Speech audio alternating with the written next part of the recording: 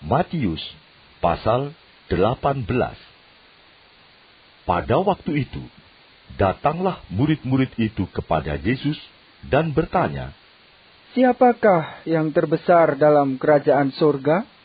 Maka Yesus memanggil seorang anak kecil dan menempatkannya di tengah-tengah mereka, lalu berkata, Aku berkata kepadamu, sesungguhnya, jika kamu tidak bertobat dan menjadi seperti anak kecil ini, kamu tidak akan masuk ke dalam kerajaan sorga. Sedangkan barang siapa merendahkan diri dan menjadi seperti anak kecil ini, dialah yang terbesar dalam kerajaan sorga. Dan barang siapa menyambut seorang anak seperti ini dalam namaku, ia menyambut aku. Tetapi, barang siapa menyesatkan salah satu dari anak-anak kecil ini yang percaya kepadaku, lebih baik baginya jika sebuah batu kilangan diikatkan pada lehernya, lalu ia ditenggelamkan ke dalam laut. Celakalah dunia dengan segala penyesatannya. Memang penyesatan harus ada, tetapi celakalah orang yang mengadakannya. Jika tanganmu atau kakimu menyesatkan engkau, penggalah dan buanglah itu.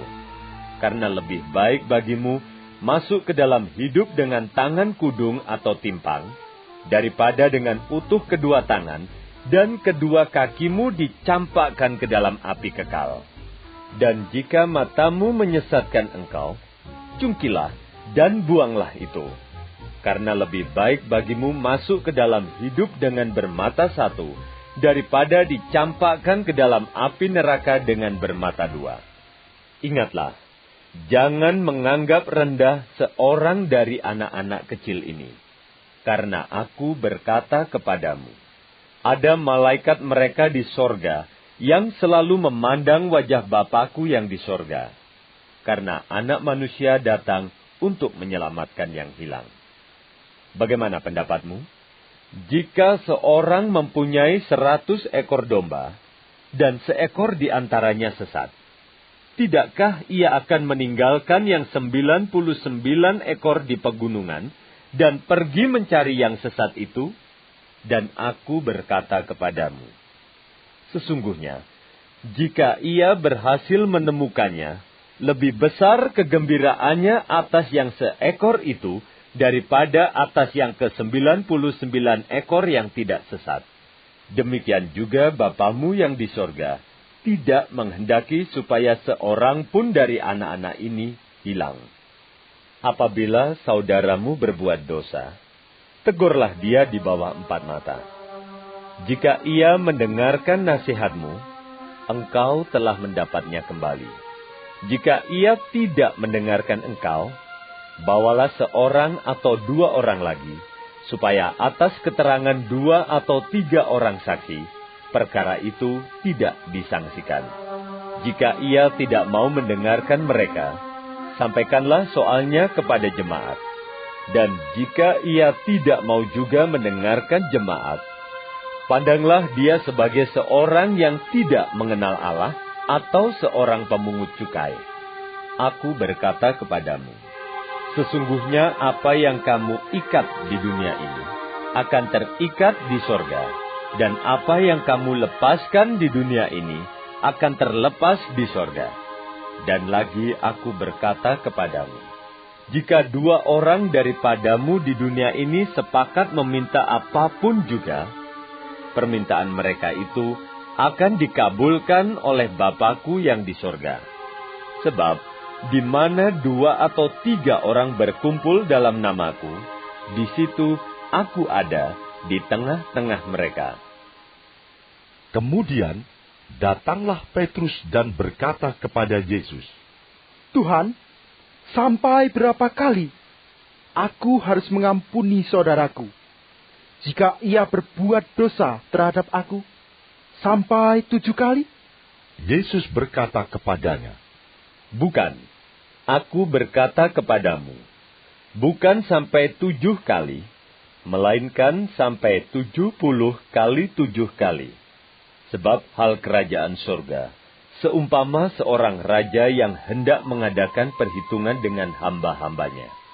Setelah ia mulai mengadakan perhitungan itu, dihadapkanlah kepadanya seorang yang berhutang 10.000 talenta.